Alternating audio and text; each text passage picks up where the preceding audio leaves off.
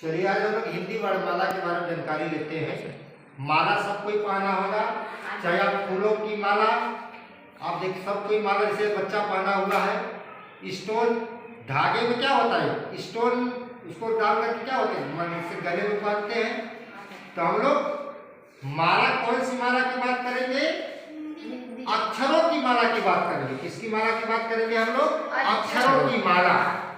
आपने अक्षर पढ़ा होगा, अक्षर क्या होते हैं, अक्षर हमेशा अकेला होता है। कैसा होता है, अकेला अकेला होता है। और अक्षर जो होता है अब उसी को वर्ण के रूप में भी जानते हैं। क्या बोलते हैं, वर्ण। क्या बोलते हैं, वर्ण। तो आप इसी के बारे में जैसे आपको देखे होंगे एक माला बना हुआ, देखिए अ आ ई उ है ना, एड़ी दिया ऋषि दिया, और आप लिख सकते हैं माला तो बनाना है आपको। स्वर प्लस व्यंजन को एक धागे में पिरो दीजिए, क्या बन जाएगा आपका, माला बन गया। सीधी सी बात। तो उसी को हम लोग जानेंगे हिंदी वर्णमाला में क्या होते हैं, कितने प्रकार के होते हैं, कैसे प्रश्न बनता है, इसके बारे में जानकारी लेंगे। हिंदी भाषा में कुल वर्णों, वर्ण मतलब अक्षर भी बोल सकते हैं, वर्णों की संख्या मिलेगी आपको 52। कितने मिलेगी, 52। स्वर प्लस व्यंजन को मिलाने पर कितनी हो जाएगी, 52। और स्वरों की संख्या अगर मिलेगी आपको 11। कितने मिलेगी, 11। व्यंजनों की संख्या मिलेगी आपको 41। कितनी मिलेगी, 41। इसमें से आपको संयुक्त व्यंजन मिलेंगे स्र, छत्री, त्र और ग्यारह पंडित, जिसको बोलते हैं। इसकी संख्या होती है 4। परीक्षा पूछता संयुक्त व्यंजन की संख्या होती है 4। ठीक है ना। और अगर आपको मिलेगा उष्म व्यंजन, ऐसा व्यंजन जिसको बोलने पर मुंह से उष्मा मतलब गर्मी निकलती है। कौन कौन से होते हैं, श, ख, स, ह। इसकी भी संख्या कितनी होती है, 4। अगला मिलेगा व्यंजन के रूप में अंतःस्थ व्यंजन। कौन सा होगा, अंतःस्थ व्यंजन। ये होते हैं य, र, ल, व। इसकी संख्या होती है 4। क्या होती है, 4। परीक्षा पूछ देगा य, र, ल, व कौन सा व्यंजन है, आपको ऑप्शन मिलेगा संयुक्त व्यंजन, अंतःस्थ व्यंजन, उष्म व्यंजन, द्विगुण व्यंजन। इस तरह आपको 4 ऑप्शन दे देगा। आप याद रखेंगे तो उसको बता सकते हैं। द्विगुण व्यंजन जिसमें 2 गुण पाया जाता है उसी को द्विगुण व्यंजन बोलते हैं। इसकी संख्या होती है 2। कौन कौन से होते हैं, ड, डमरू और ढ, ढक्कन। अनुस्वार, अनुस्वार होते जो ऊपर में जो बिंदी लगी है, देखिए आप देखते होंगे, इसी को हम लोग बोलते हैं अनुस्वार, जिसको बोलते हैं अंग, है ना। इसकी संख्या होती है 1। ये होता है विसर्ग।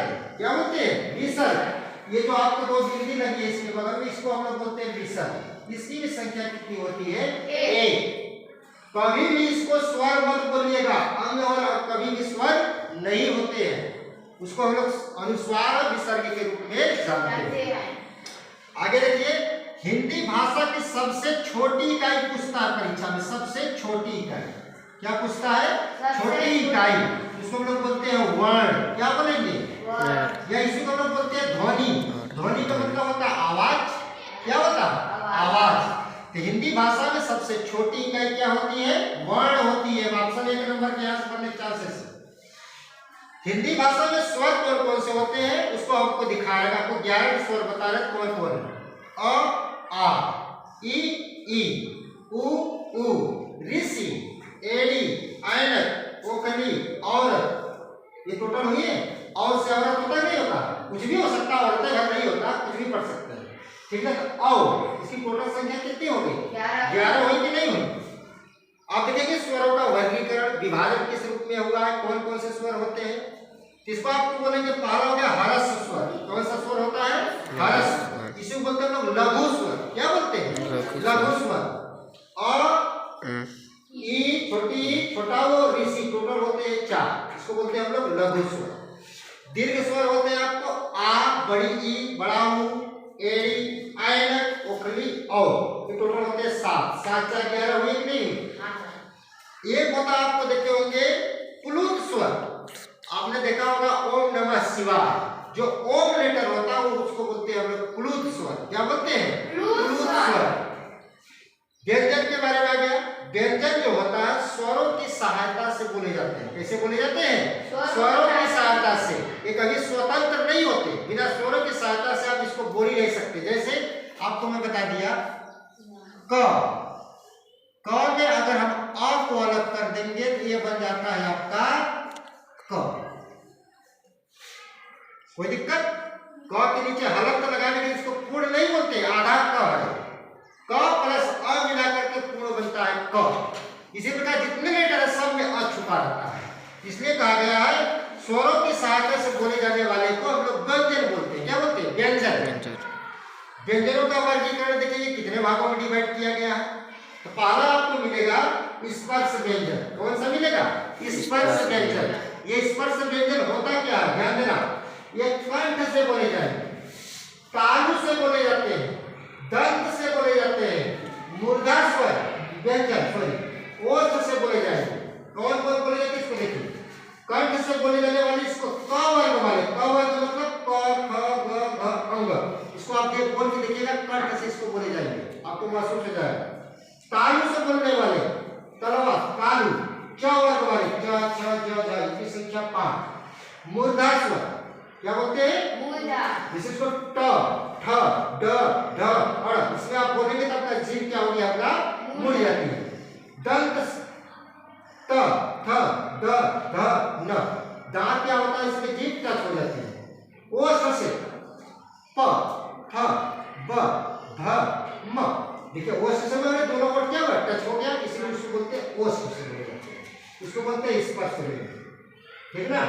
इसके बाद संयुक्त व्यंजन आपको बता दिए, जो मिला जुला होगा दूसरे नंबर पर आ जाएगा संयुक्त व्यंजन। संयुक्त बना इसमें श्रम कौन कौन सा मिला? देखिए ये वाला स प्लस र मिलकर के बनता है श्रम। संयुक्त हुआ नहीं हुआ?